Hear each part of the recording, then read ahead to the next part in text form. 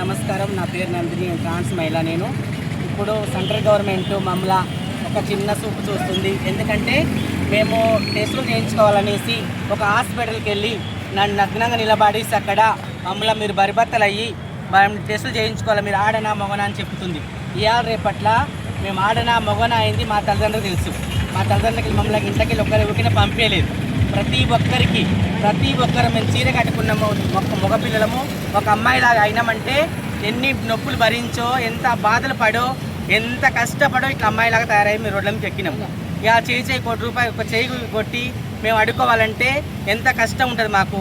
ఇవాళ మోడీ మమ్మల్ని ఏం చేస్తున్నాడు, ఒక తండ్రి లాంటి వయసు మాకు ఆయనది, ఆయన అనడానికి మాకు సరిపోము మేము. కానీ మమ్మల్ని బరిబత్తలు నిలబడి మీరు టెస్టులు చేయించుకోవడం అనడము అనేది కరెక్ట్ పద్ధతి కాదు. ఇలాంటి కొన్ని రాష్ట్రాలల్లో ఉజ్వల చేతుల నోట్లలో పడి ఎవరైనా కుప్పకూలిపోయిన వాళ్ళు ఉన్నారు. మా నోట్లలో పడొద్దు, పడితే మంచిది కాదు. మీడియా మిత్రులకు నా నమస్కారం. అందరికి కూడా నమస్కారం. నా పేరు నిఖిత, నేను ఒక ట్రాన్స్ మహిళని. ఈరోజు ఏంటనంటే గవర్నమెంట్ ఒక బిల్లు పెట్టడం వల్ల ఒక మగవాడు కూడా టెస్ట్ చేయించుకొని నేను ఒక మగవాడినా కాదా అనేది లేదు కదా, ఎక్కడ కూడా లేదు గవర్నమెంట్లో కానీ ఎక్కడైనా ఏ రూల్స్లో కూడా ఉండదు కదా. ట్రాన్స్ అనేది మేము చిన్నప్పటి సంది మేము ఇలా అయ్యి మేము ఎంతో అది అయ్యాము. మేము అలా కూడా మేము కోల్పోయి మేము మీకు జనాలకు దగ్గర అయ్యి మేము బతుకుతున్నాము.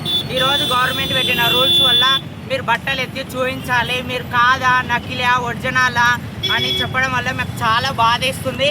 మేము ఇంకా వేల సంఖ్యలో లక్షల సంఖ్యలో కొద్దివాళ్ళు ఉన్నాము. మేము ఒక మగవాడు ఎప్పుడు కూడా గవర్నమెంట్ హాస్పిటల్కి వెళ్ళి నేను ఒక మగోడినా నేను కాదా అని షాప్ దగ్గరికి వెళ్ళి కూడా చూపించుకోలేని పరిస్థితి వచ్చింది ఈరోజు మేము.